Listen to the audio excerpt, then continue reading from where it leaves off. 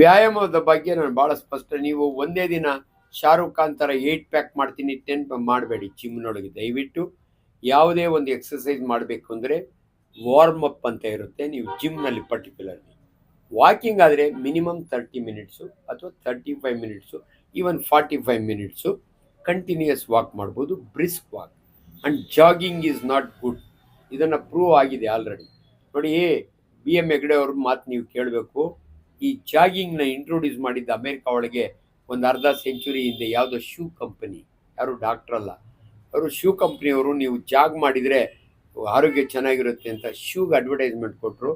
10 ವರ್ಷ ಆದ್ಮೇಲೆ ಸ್ಟಡಿ ಬಂತು, ಅಮೇರಿಕನ್ಸು many the jogged to death, jog ಮಾಡಿ ಸತ್ತೋದ್ರು ಅಂತ ಬರುತ್ತೆ.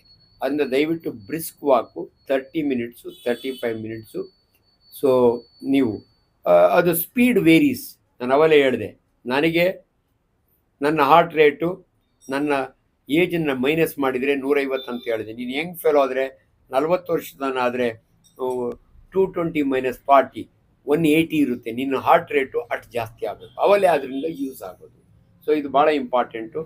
ಸೊ ವ್ಯಾಯಾಮದ ಬಗ್ಗೆ ಅನೇಕ ಇವು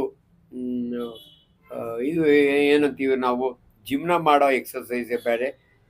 easiest, cheapest and best exercise your walking. ಬೆಳಗ್ಗೆ ಆದರೂ ನಡೀರಿ, ಸಂಜೆ ಹೊತ್ತಾದರೂ ನಡೀರಿ.